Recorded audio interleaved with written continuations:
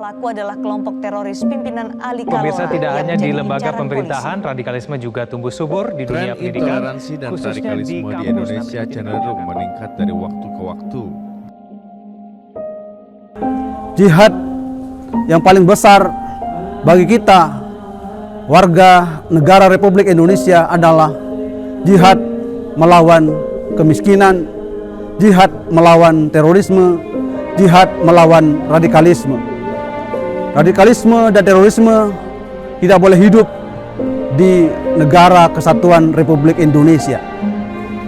Terorisme dan radikalisme adalah sebuah paham yang sangat bertentangan dengan ajaran-ajaran humanis, ajaran-ajaran rahmatan lil alamin bagi agama kita, khususnya agama Islam.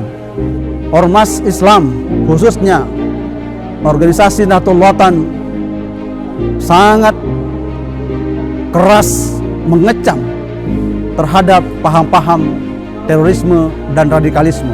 Dan saya sebagai Sekjen PB Nahdlatul Watan terus menginformasikan, mengedukasi kepada masyarakat agar hati-hati dan waspada terhadap paham-paham yang merusak keutuhan NKRI, paham-paham yang melenceng, yang tidak sesuai dengan tuntunan ajaran agama Allah Subhanahu wa taala yang termaktub dalam Al-Qur'an dan hadis.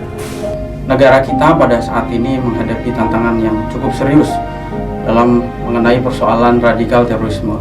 Persoalan yang sebetulnya juga dialami oleh banyak negara di seluruh dunia. Terkait radikalisme Islam, Nabi lebih dari 1400 tahun yang lalu sudah mewarning akan munculnya radikalisme atau ekstremisme di dalam Islam. Dalam sebuah hadis Nabi bersabda, "Iyyakum wal ghulu fiddin fa innahu ahlaka man kana qablakum al ghulu fiddin." Kata Nabi, jauhilah ekstremisme beragama karena sesungguhnya ekstremisme beragama sudah menghancurkan umat-umat sebelum kalian. Dalam menghadapi fenomena radikal terorisme dibutuhkan peran segenap elemen masyarakat di seluruh Indonesia, terutama dari ormas-ormas yang sejak pra-kemerdekaan, perjuangan kemerdekaan maupun pasca kemerdekaan selalu terlibat dalam sejarah pergulatan Republik ini. NU, Muhammadiyah maupun ormas-ormas yang lain dituntut perannya untuk ikut serta dalam merawat dan mengawal perjalanan bangsa ini.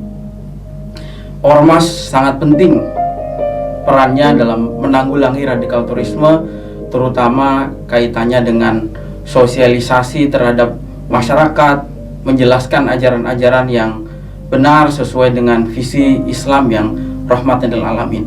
Belajar dari pengalaman Suriah, saya sebagai alumni Universitas di Suriah yang juga sekaligus korban perang Suriah, menurut saya salah satu kunci daripada stabilitas di Indonesia adalah keberadaan civil society atau gerakan-gerakan ormas Islam yang moderat.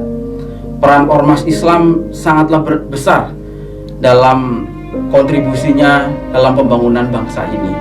Dan inilah yang harus kita waspadai. Jangan mudah tertipu dengan simbol jubah, jangan mudah tertipu dengan jenggot yang panjang, dan seterusnya. Jangan pernah tertipu dengan simbol. Sesungguhnya parameter Islam atau bukan sebetulnya tidak sulit, yaitu tinggal kita timbang apakah sejalan dengan visi Islam yang rahmatan lil alamin atau tidak. Jika sejalan maka itu berarti Islam, jika tidak sejalan maka itu berarti bukan Islam. Sekali lagi saya ingin mengajak kita semua agar supaya mewaspadai perkembangan radikal terorisme sebagai tanggung jawab kita sebagai umat beragama maupun tanggung jawab kita sebagai warga negara Republik Indonesia. Assalamualaikum warahmatullahi wabarakatuh.